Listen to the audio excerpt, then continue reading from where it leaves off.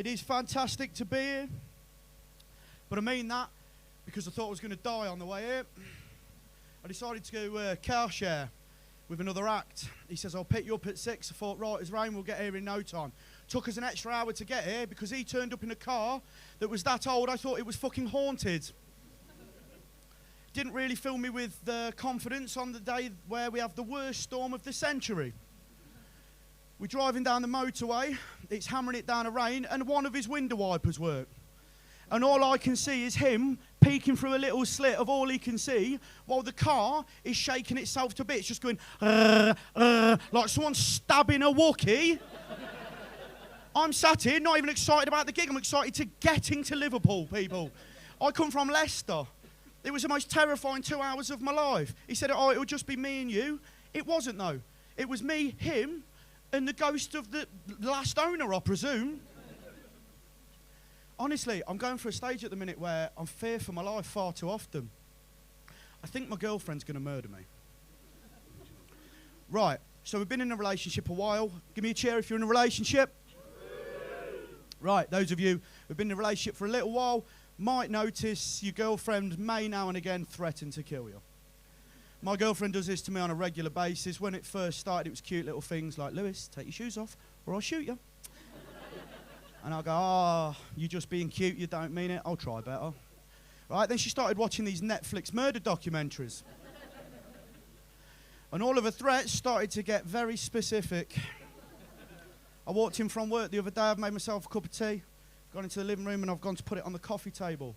She went, what are you doing? I said, putting my tea on the coffee table. She said, why? I said, because we haven't got a fucking tea table, babe. She said, put a coaster under that, or I'll put antifreeze in your tea. I said, why? She said, it'll take 3 cups to kill you, and it tastes sweet like sugar, so you'll never know. Fantastic. I walked up the stairs with my shoes on the other day. She said she was going to stab me with a knife made of ice. Again, I asked why. She said, because the murder weapon will melt. They'll never find it. Fantastic. So basically what she's doing when I'm not at home and I'm gigging, she's watching murder documentaries with a notepad. She's also told me she's well equipped to chop up my body. Because I quote, I'm too fat to carry in one go. I come in the other night, she's watching one of these documentaries, and she said, this bloke killed 12 people before getting caught by the police. I thought, oh, that's awful. She went, I know. He could have doubled that if he wore an hairnet.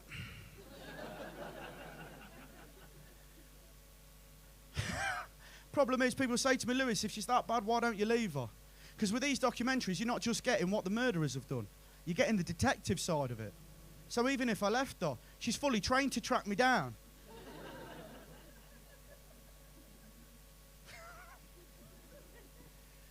That's concerning. She's laughing like too much.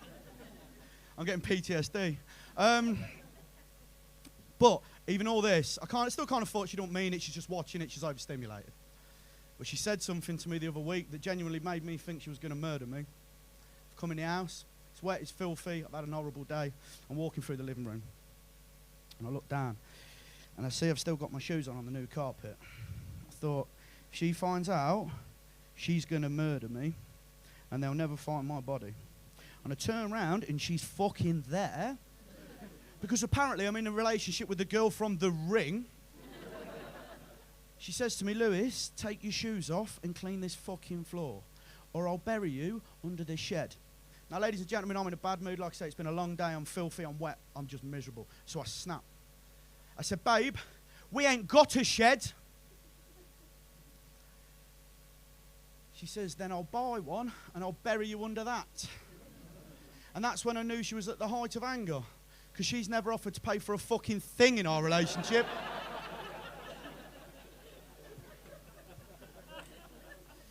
The worst thing about that joke is this is going to go up on YouTube. And as soon as that comes out, I can't do that bit anymore because she won't be my girlfriend.